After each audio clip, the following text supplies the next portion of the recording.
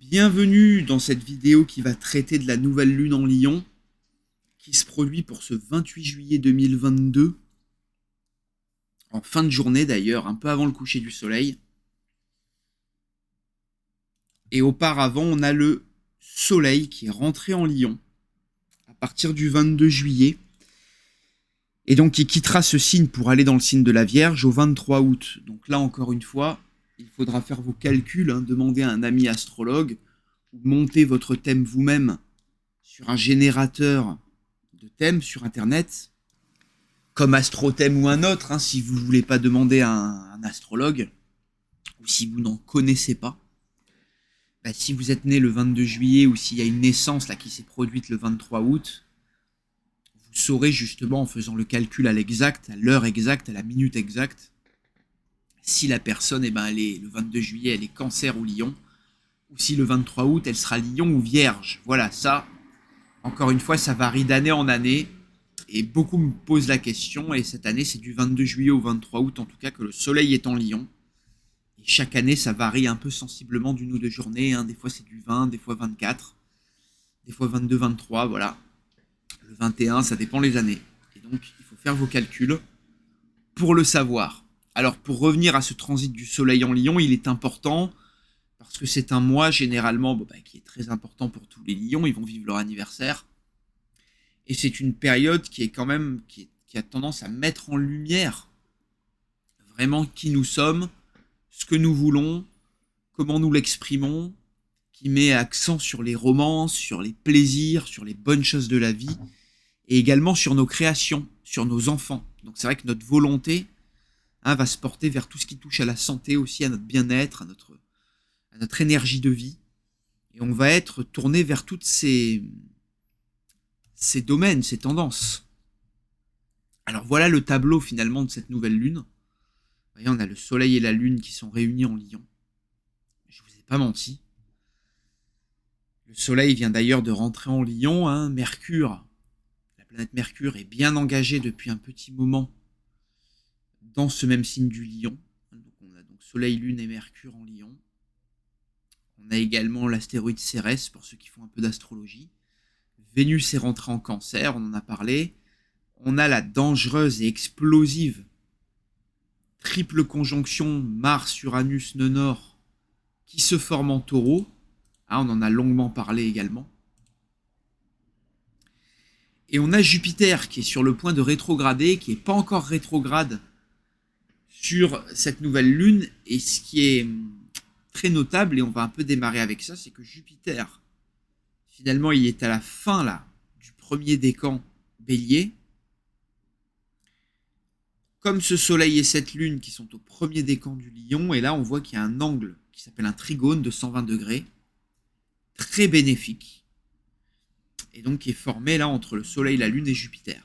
Alors ça c'est vraiment un atout très positif, parce que c'est un aspect de succès, un aspect qui donne de la chance, un aspect qui donne vraiment finalement une forme d'accalmie à tous les autres mauvais aspects qu'il y a, parce que comme vous pouvez le voir, il y a beaucoup de tension dans ce T carré, avec la conjonction Mars-Uranus qui est très dangereuse. J'ai longuement commenté, qui provoque souvent des tensions, des accidents, des violences énormes. Et donc elle est en tension avec Mercure et Saturne. Cette conjonction, elle forme des angles très dissonants, des carrés, des oppositions. Ce qu'on appelle un T carré d'ailleurs. Et il y a d'autres oppositions et carrés dans ce thème.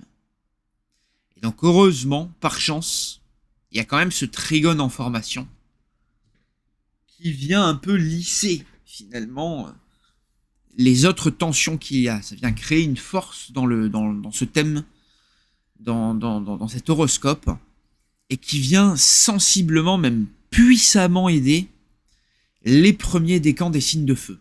Et même tous les signes de feu en règle générale, mais principalement les premiers décans là, du Bélier, du Lion, du Sagittaire, qui sont vraiment aidés là par cet aspect. Il donne beaucoup d'énergie, il donne beaucoup d'envie, d'ambition et de tendance au succès, de tendance à la réussite, de tendance aussi à l'audace, à l'exploration, à vouloir aller un peu au-delà de ce qu'on a en ce moment, aujourd'hui, et qui nous donne beaucoup d'impulsion, beaucoup de chance, beaucoup de facilité à faire le premier pas, à faire la première action, à mettre le pied à l'étrier et à se lancer. Alors dans des choses qui nous tiennent à cœur, que l'on veut faire, et aussi des choses dont on a besoin.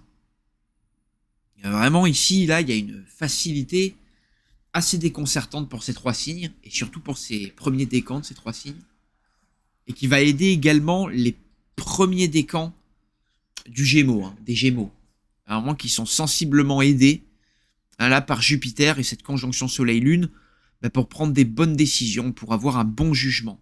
Et c'est vrai que c'est un aspect qui quand même a cette tendance à maintenir la paix, à maintenir une forme de bienveillance, d'optimisme, même dans des moments durs. Donc c'est un aspect qui peut littéralement protéger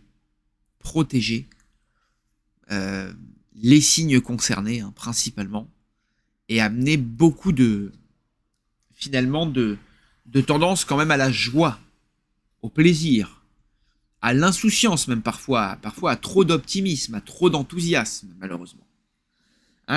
C'est clair qu'ici, les excès aussi sont facilités de Jupiter.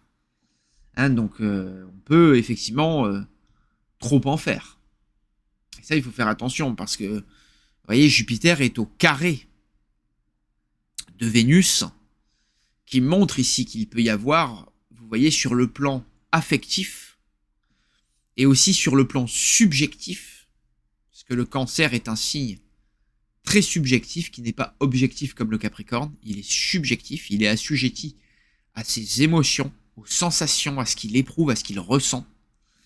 Et ici, Vénus, vous voyez, dans ce signe du Cancer, nous montre que nos affections ici sont très tributaires de nos sensations, de nos émotions, de nos impressions, de nos perceptions, et donc aussi de notre imagination. C'est délicat, parce qu'ici, vous voyez, ça fausse le jugement, et il y a des tendances aux excès matérialistes, excès des plaisirs, excès amoureux. Donc là, c'est une tension ici qui va concerner finalement les premiers et les deuxièmes décans des signes cardinaux. Donc certains béliers qui restent quand même toutefois protégés, surtout les premiers décans, on l'a vu, mais les deuxièmes décans béliers, ils ont quand même le petit carré de Vénus, et vous voyez, la corde sensible ici, elle touche. Et finalement, premier et deuxième décan Cancer, premier, deuxième décan Capricorne, premier, deuxième décan Balance. Donc là, attention, sur le plan financier, amoureux, il peut y avoir des insatisfactions, des excès. On peut voir trop grand, trop gros, être trop enthousiaste. Néanmoins, comme on le voit, certains signes sont beaucoup plus aidés par l'état de fait. Alors là, c'est vrai que ce carré Jupiter-Vénus, il peut donner à certains signes, comme on le voit, des excès. Donc là, c'est un bon moment, justement, pour voir, sur le plan amoureux, où est-ce que vous avez fait un mauvais jugement, où est-ce que vous êtes dans l'excès, où est-ce que vous êtes dans la démesure. Il est bon de juger où est-ce que vous en avez trop fait, ou pas assez. Et c'est là où l'aspect est un peu délicat, parce qu'on manque souvent de chance. On en fait trop, on va tendance à mal faire, on n'en fait pas assez, on va louper des opportunités. Assez difficile. Et ici, elles sont principalement financières, amoureuses. Voilà, il peut y avoir des refus de prêts immobiliers, ou au contraire, on s'engage dans des choses un peu trop grosses, trop grandes. Tout dépend, encore une fois, de l'horoscope de tout un chacun. Ça, c'est sûr. Il est clair que vraiment pour les signes cardinaux, et principalement les cancers, capricorne, balance, mais aussi certains béliers, toutes celles et ceux d'entre vous, d'entre ces signes, qui sont par exemple dans une illégalité, je vais dire, entre guillemets, amoureuse, ça veut dire que vous faites les choses pas dans les règles, sur le plan moral ou philosophique, et même les règles des hommes, mais aussi les règles un peu spirituelles et morales et philosophiques, ici, il y aura un retour de bâton. Ça veut dire que si vous avez voyez, vécu dans l'adultère, dans des démesures amoureuses, ou justement gagner votre argent d'une manière pas très légale, sur le plan moral, pas très, on va dire, saine, que vous travaillez pas assez, que vous abusez des personnes autour de vous, que vous profitez d'une situation. Vous voyez que vous, à chaque fois, vous faites un peu des petits abus, des petits excès, que vous vous dites à chaque fois ça passe. Ici, ça ne passera pas.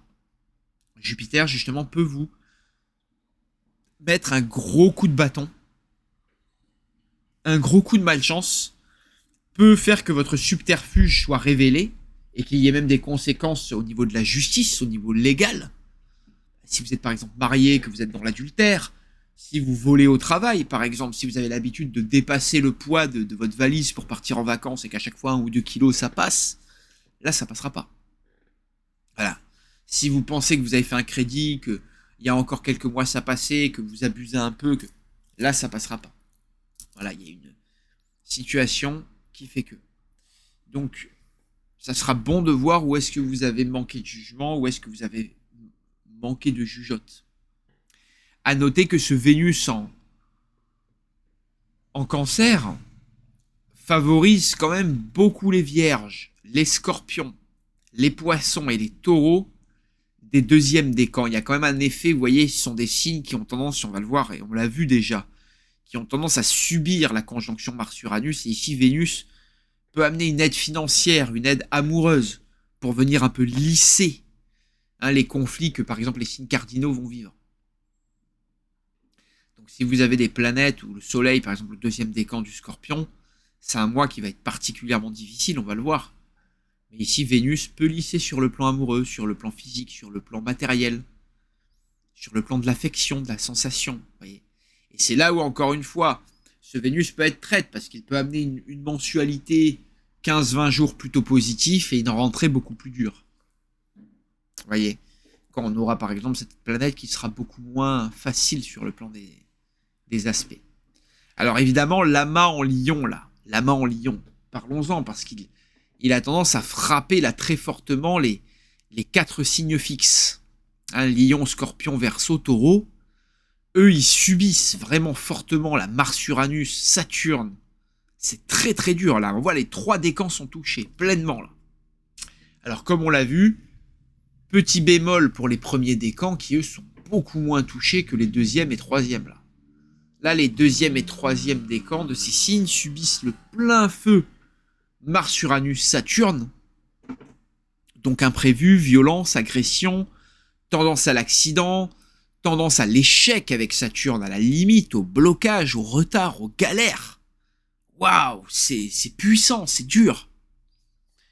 Donc là, pareil, c'est peut-être le bon petit moment pour tout ce qui est conséquent, prendre un peu de recul, pas trop se presser, pas trop agresser, un peu se calmer. On a tendance à être violent, on a tendance à être dynamique, on a tendance à être agressif.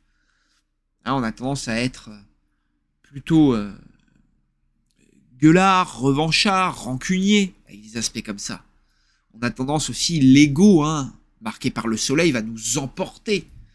Un Mercure en lion, le soleil et la lune dans ce signe. Vous voyez, il y a un ego très puissant qui peut venir. Il y a des réflexions, Mercure, des intentions, des sensations qui peuvent être très tournées vers notre ego. Donc on peut avoir tendance à s'emporter. Et encore une fois, certains signes manqueront de jugement. D'autres en auront un peu plus. Et comme on le voit, cette tension là très forte entre Mars, Saturne, Mercure, surtout donc pour les deuxièmes décans et troisième décans des signes fixes, elle a tendance à créer des polémiques, des difficultés, des grosses frictions, des grosses batailles, des gros clashs. Donc il faut vraiment agir avec prudence ici. On voit comment cette triple conjonction Mars-Uranus le Nord fait tomber des avions, a tendance à démultiplier la violence, les agressions, les catastrophes de toutes sortes, les risques inconsidérés, et les effondrements, qui s'ensuivent de morts, de conflits, de catastrophes qui amènent des imprévus, des morts soudaines. Donc il faut faire très attention autour de ces journées et faire ce qu'on peut pour pas créer la polémique, la tension, l'énervement, pour pas justement mettre de l'huile sur le feu.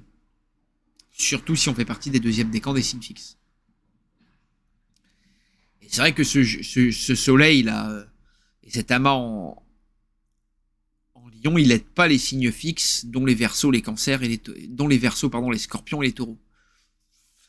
Et ici, il peut y avoir du conflit à l'autorité, des petits problèmes de santé, des imprévus, des manques de rayonnement, des manques de volonté. Donc laissez passer le mois, justement, où ces aspects-là, en tension, vont se dissiper. Hein, et quand le mois d'août, la mensualité de la lunaison va passer, on aura beaucoup moins de tension. Hein, Mars va avancer, va se dissiper de la tension avec Saturne, avec Uranus. À partir du 20-30 août, la tension va se dissiper. Et le Soleil et Mercure vont avancer également. Ils vont plus être à l'opposition de Saturne. C'est vrai que ce Mercure-Saturne, pour les deuxième et troisième décans des signes fixes, donc Taureau, Scorpion, Lion, Verseau, il a tendance à décourager, à amener vraiment du découragement, du manque de réflexion, on n'arrive pas à trouver justement les solutions, on est un peu bloqué. Les nouvelles sont pas toujours les meilleures. Donc c'est le bon moment d'insuffler justement des nouveautés et de trouver justement des ressources pour aller un peu au-delà des blocages qu'on a aujourd'hui. Et même si on ne peut pas les mettre en pratique et en action de suite, parce que Mars, on voit, est très dissonant, certains signes quand même peuvent se faire appuyer d'un compagnon, d'une compagne, d'un partenaire, pour mettre à bien leur projet. Et ces signes peuvent être, voilà, on le voit, le Cancer, certains Taureaux, certains Poissons, certains Scorpions, certaines Vierges. Les premiers décans des signes de feu peuvent y aller beaucoup plus seuls, beaucoup plus en famille. Hein, il y a une impulsion qui se fait grâce aux enfants, grâce à la famille, grâce aux créations, grâce à l'énergie individuelle.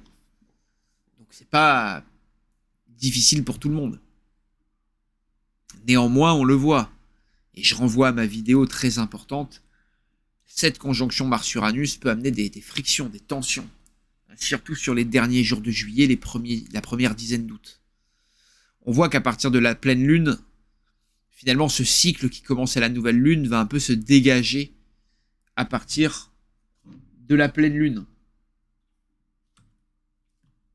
qui se fera de mémoire le 12, si je dis pas de bêtises. Ce sera le 12, c'est exactement ça. Alors là, il y aura quand même un peu une continuité à cette nouvelle lune, parce que le Soleil et la Lune opposeront Saturne et seront en tension à Uranus. On aura quand même des aspects quand même beaucoup moins, je pense, tendus que sur cette nouvelle lune. On sort également de l'opposition Soleil-Pluton. Ça, c'est plutôt agréable.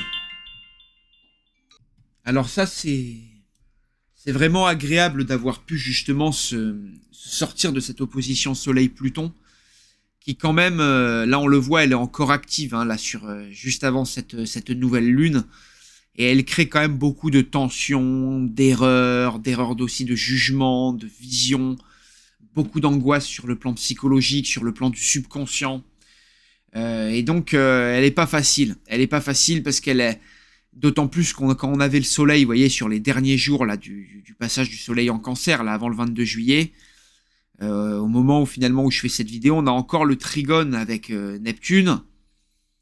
On est un peu dans l'inconscient, dans la confusion, et Pluton là, l'opposition de Pluton nous aide pas vraiment à voir sur le long terme les choses, le dessous des cartes. C'est un aspect qui est pas très plaisant, qui est un peu malaisant, et il se rajoute à des aspects un peu de tension sur des planètes comme Vénus et Mars-Mercure, donc on a du mal à quand même apprécier l'environnement, l'ambiance, à part quelques signes, on le voit, à part quelques signes et même quelques décans. Donc ça peut être particulièrement éprouvant, hein, et difficile. C'est clair que les tensions financières, les violences, la violence de la société, hein, la guerre qui s'amplifie, comme on le voit, hein, là, hein, c'est la Russie qui avance en Ukraine, qui s'y installe, la guerre qui va commencer à faire partie de notre quotidien, Hein, les privations énergétiques, les catastrophes aussi, en termes de sécheresse, de chaleur.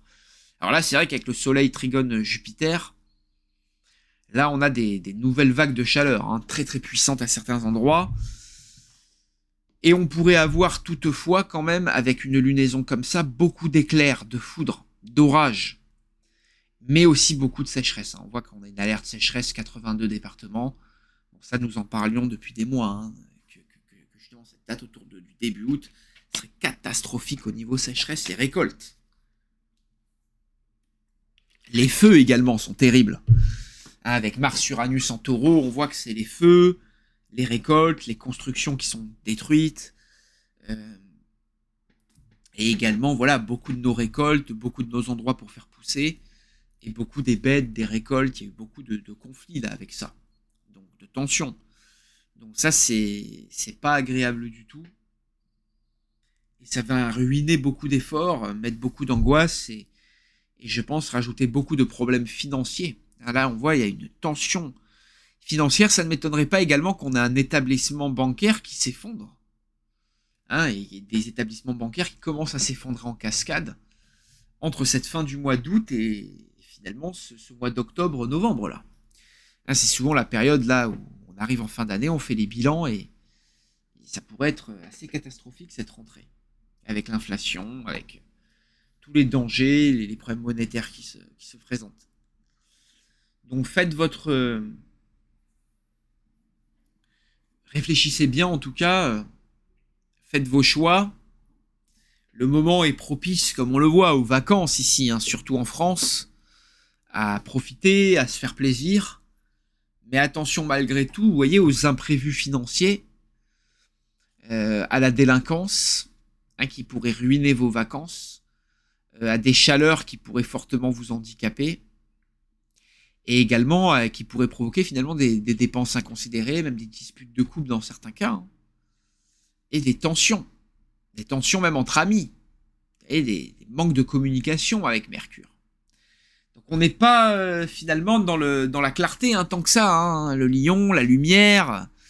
On croit qu'on est dans la lumière, hein, sur cette lunaison, mais on a tendance à beaucoup plus, on va dire, fuir la réalité dans la fausse lumière qu'à être vraiment inspiré, à part quelques signes qui ont gardé leur constance, on va dire, qui ont gardé leur sérieux. Quelques personnes bien éveillées, bien conscientes. Mais l'heure ici est quand même sur le long terme, et pas sur le court terme, a beaucoup d'angoisse comme on le sait. Alors sur le court terme, évidemment, là on le voit, c'est une belle période pour les béliers, surtout premier décan. Les deuxièmes décans néanmoins un peu agités par Vénus. Et sur le plan amoureux, attention, les troisièmes prennent le carré quand même de Pluton. Mais ils sont quand même, le signe du bélier, quand même très bien porté par cette lunaison. Et sur le court terme, on va dire dans le mois qui vient, on peut agir, on peut consolider ce qu'on a fait sur les derniers mois, bénéficier de chance, d'envie d'aller de l'avant, de construire, de créer. Les taureaux, c'est plus difficile. Là, il y a beaucoup plus de tension pour les trois décans. Pour le premier décan, c'est peut-être des petits problèmes de santé, hein, de tension, de guidance, de savoir où on en est, où on va, ce qu'on veut. Pour les deuxièmes décans, c'est peut-être vraiment l'accident, la rupture, la tension, l'agression, la violence qui peut les gêner. Hein, il y aura une difficulté à agir, surtout de manière spontanée, voire à réagir, à apporter une action, à coopérer aussi. Hein, c'est là, il y a un problème de coopération chez les taureaux. Là. Très difficile. Une tension réelle. Et sur les troisièmes décans, il peut y avoir des blocages, comme on l'a vu. Donc le signe du taureau n'est pas très gâté pour cette lunaison. Néanmoins, le deuxième décan bénéficie de l'appui positif de Vénus. Et les troisièmes décans de l'appui de Neptune. Hein, planète qui permettent un peu de rêver. Vénus permet un peu d'avoir un appui financier, social, matériel. Neptune permet de rêver, permet de voir les choses en douceur. Pluton aide les troisièmes décans également, leur donne de la niaque, un peu de la puissance, de la combativité. Surtout sur le long terme, ce qui n'est pas négligeable pour un taureau qui, lui, agit sur le temps. Hein, c'est un battant sur le long terme. Les Gémeaux, bonne lunaison. plutôt pas conflictuelle, plutôt bonne, sauf peut-être pour les derniers décans qui ont toujours le carré de Neptune. Attention quand même un peu aux désillusions, à être un peu dans le gaz, à être un peu dans sa bulle. C'est vraiment loin d'être méchant.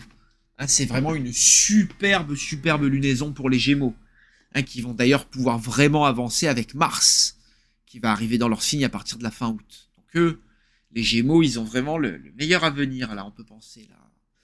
Bien aidés d'ailleurs, bien épaulés par les derniers et deuxièmes décans, là, par Saturne sur cette rentrée. Donc plutôt bien pour les Gémeaux, là. Hein, un moment très dynamique. Les cancers, alors les cancers, c'est mi-figue, mi-raisin.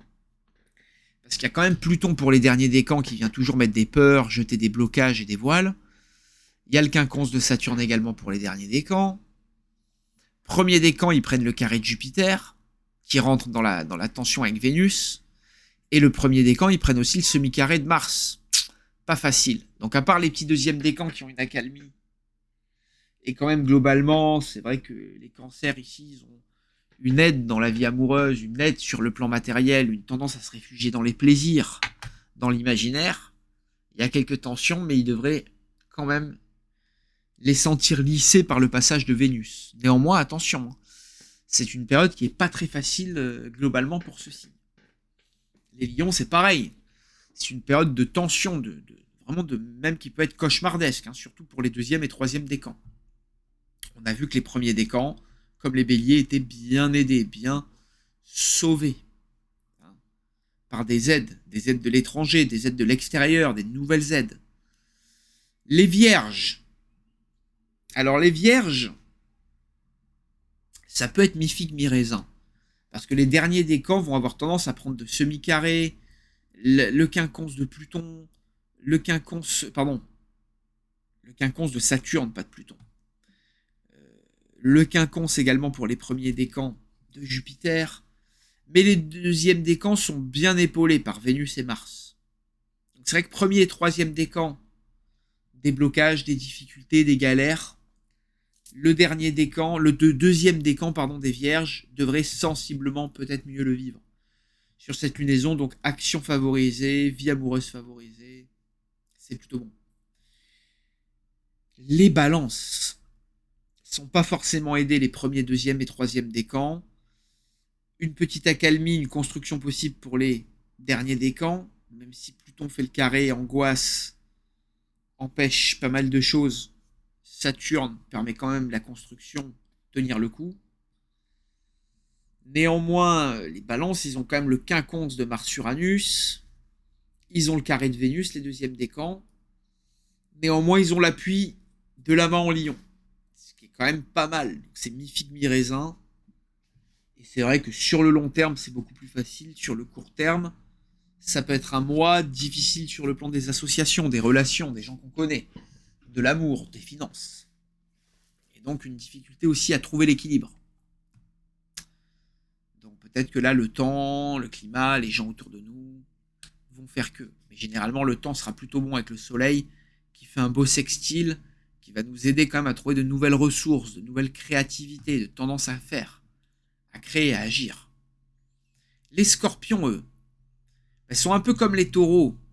Ils ont Vénus qui vient les aider, mais ils prennent beaucoup d'opposition, l'amas de Lion en Lion, l'opposition de Mars-Uranus. Donc là, les premiers, deuxième, troisième décans ont tendance à souffrir. C'est un peu un mois cauchemardesque pour eux aussi. Hein, comme les lions, ils souffrent. Et c'est vrai qu'il y en a beaucoup en galère. C'est un peu un nouveau départ, avec pas mal de conflits, d'accidents, de difficultés dans ce qu'on veut faire, dans comment on pense. On doit vraiment se remettre en cause si on est scorpion. Là, hein. C'est vraiment un moment où il faut laisser l'ego de côté, les désirs matériels d'un autre. Il faut vraiment là abandonner beaucoup de choses et se faire aider. Alors là, l'amour, surtout pour les deuxièmes décans, peut être une belle aide. Et le côté financier, on peut être quelque part protégé. Hein, vraiment là, si vous êtes scorpion, ça va pas être un mois facile.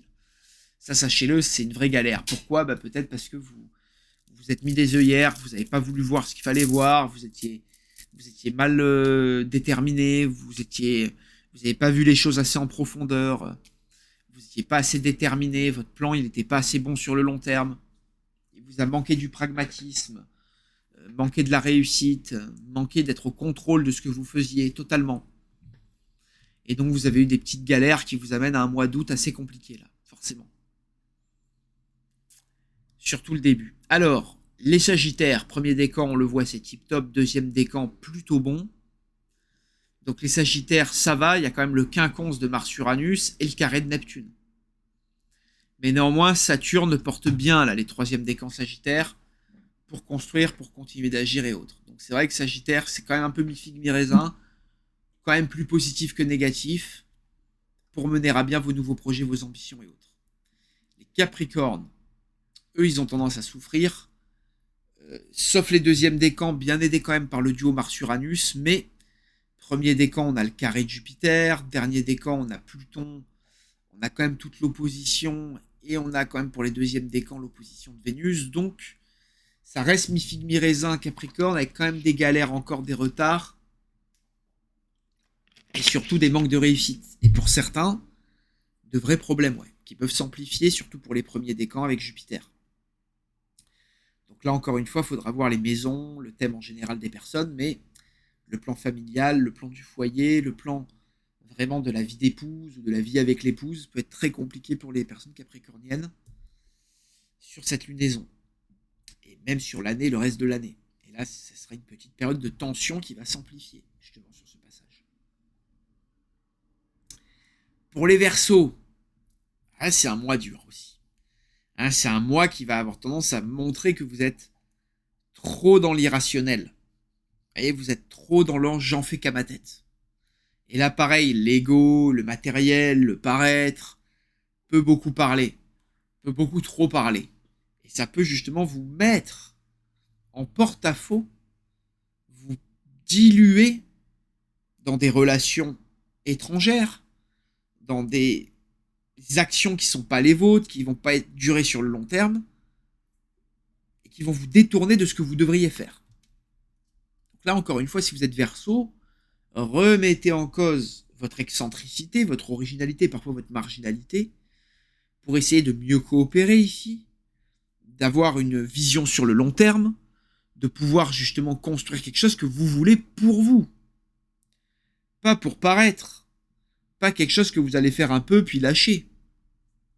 Donc là, vraiment, attention où vous mettez votre énergie, votre direction, votre attention, parce que ça pourrait être une erreur, un manque de jugement et des actions qui vous font justement vivre des excentricités qui ne seront pas bonnes pour votre liberté, votre autonomie. Auquel cas, et c'est surtout pour les deuxième et troisième décans, Mars et Saturne viendront vous arrêter net ici.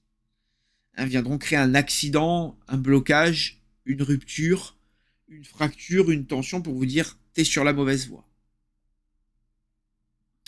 Les premiers décans, ça peut être un rapport plus compliqué à vous-même, à vos objectifs, à votre famille, à votre vie d'épouse si vous êtes une femme, à votre vie avec l'épouse si vous êtes un homme. Même si Jupiter, quand même, vous êtes bien là. Fait quand même un bon sextile pour vous aider justement à vite dire « bon, stop, j'ai fait une erreur, je passe d'un truc à un autre assez rapidement. » Le Verseau, il est impulsif, il est imprévisible, il a tendance à rebondir facilement. Donc il y arrivera. Pour finir, les Poissons, sur le court terme, c'est pas vraiment méchant. On voit que Neptune fait toujours du bien au dernier décan, Pluton également, Mars-Uranus fait du bien au deuxième décan, Vénus en Cancer fait du bien au deuxième décan. Donc on voit que pour les deuxièmes décans, sur le plan de l'action, sur le plan amoureux, pour les troisièmes décans, c'est un peu les vacances, c'est le laisser aller, tout va bien. On a la niaque, on se pose pas vraiment de mauvaises questions et autres.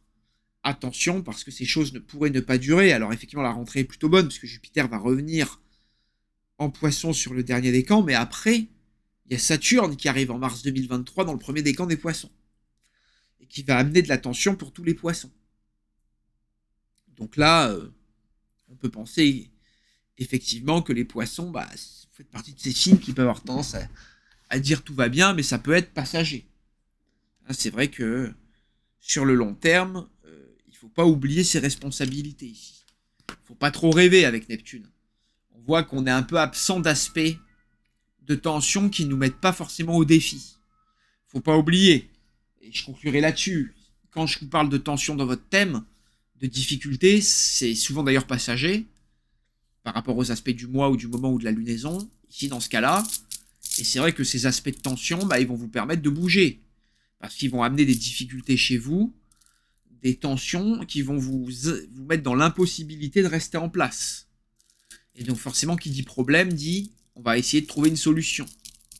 Donc voilà, il faut pas paniquer donc. Hein. Et là encore une fois, le soleil étant Lion, il a tendance à beaucoup plus aider les signes de feu et d'air. Gémeaux, Balance, Sagittaire, Lion, Bélier. Et un peu rentrer en dissonance avec les autres signes fixes. Un Taureau, Lion, Scorpion. Verseau, quand je parle des lions, ça dépendra des lions, effectivement. Certains le vivront bien, d'autres moins bien. Voilà, selon les dissonances du ciel qu'il y a eu. Voilà. Ce transit du soleil en lion gêne un peu les poissons, gêne un peu également les capricornes avec le quinconce. Bon, là encore une fois, ça sera le cas par cas, le thème de tout un chacun. Je vous invite à vraiment voir cette vidéo sur la triple conjonction Mars-Uranus Nord dans le signe du Taureau, qui n'est pas arrivée depuis 1855. Je détaille ça longuement dans la vidéo. J'en referai une vidéo pour parler aussi des conséquences karmiques.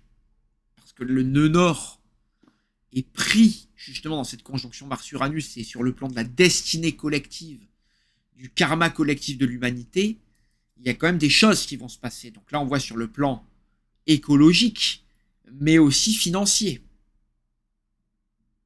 économique, mais aussi sur le plan de l'alimentation. You will eat the bugs, comme nous dit Klaus Schwab. Et donc on voit que là, il y a beaucoup de tensions dans l'industrie agroalimentaire, de famine. Les mots sont lâchés. Hein, j'en ai d'ailleurs parlé dans l'introduction des Astres parlent. Hein, que l'aspect de tension Saturne-Uranus en Bélier, qui arrive en 2025-26, est un aspect de famine. Et on voit que là, on nous parle beaucoup de ça. Alors Jupiter va revenir sur le premier décan du Bélier, là, sur le même premier degré du Bélier, là où il y aura l'alignement Saturne-Neptune en 2025-26, sur le premier décan, là. Et Jupiter va y revenir en octobre et en décembre. Donc là, il y aura effectivement des moments très importants. Par rapport au prix des nourritures, par rapport à certaines pénuries dans certains pays, des famines et autres déjà. Donc on sait que s'il y a des nouveaux confinements à la rentrée, ça peut engendrer de gros problèmes pour des pays d'Afrique, pour des pays du Sud. Donc attention, parce que on l'a vu là, c'est un aspect de tension géopolitique énorme. Financièrement, climatiquement, mais aussi par rapport à la guerre. On a d'ailleurs, après cette nouvelle lune, Mars et le Soleil qui se mettent en carré tout le long du mois d'août. Donc c'est donc un mois où vous devez faire attention aux violences, aux tensions, surtout si vous êtes des signes fixes, deuxième et troisième décan. Donc attention donc ici à la violence, à des tensions avec les forces de l'ordre, l'autorité, et donc à ne pas vous blesser aussi également, avec ce soleil, cette chaleur dans les moindres des cas. Vous pourrez prendre des gros coups de soleil. Et on voit que là, la chaleur pourrait poser beaucoup de problèmes sur cette fin du mois d'août. Donc écoutez, prenez soin de vous. C'est certain que là, le plan sécheresse est très difficile. À la rentrée, on va avoir beaucoup d'inondations. Donc prenez soin de vous et essayez justement d'apprécier quand même malgré tout les aspects positifs et lissés dans cette lunaison que les aspects de tension, même s'ils sont nombreux, et essayez justement d'agir au mieux en couple, en famille, dans vos vacances, de prendre du plaisir. C'est un peu la continuité avec Vénus en Cancer, de bien manger, de bien vous loger, de bien profiter avant un peu l'hiver qui semble être l'automne et l'hiver le plus long. Voilà. Surtout si vous vivez dans l'Union européenne. Mais pas que, parce qu'on voit ça chauffe de partout dans le monde. Portez-vous bien, prenez soin de vous. En espérant que cette vidéo vous a aidé, n'hésitez pas à vous abonner, à liker, à commenter, et éventuellement à commander un des 2 livres disponibles si vous le voulez bien. Voilà, ça vous fera plaisir, ça vous fera de la bonne lecture, de bons ouvrages à lire pour cette fin d'été, ça fera plaisir et ça permettra de soutenir le travail. N'hésitez pas également de partager, de commenter, de liker et de revoir ces vidéos de Vénus en Cancer, Mercure en Lion ou de la triple conjonction Mars-Uranus-Nord dans le signe du Taureau. Si vous ne l'avez pas encore fait, merci d'avance, prenez soin de vous et bon week-end, enfin bonne semaine à venir plutôt, parce que j'enregistre cette vidéo durant le week-end et je la diffuserai sûrement en début de semaine prochaine, vers lundi 25, où le soleil sera déjà en Lion. Profitez bien, prenez soin de vous et à très bientôt.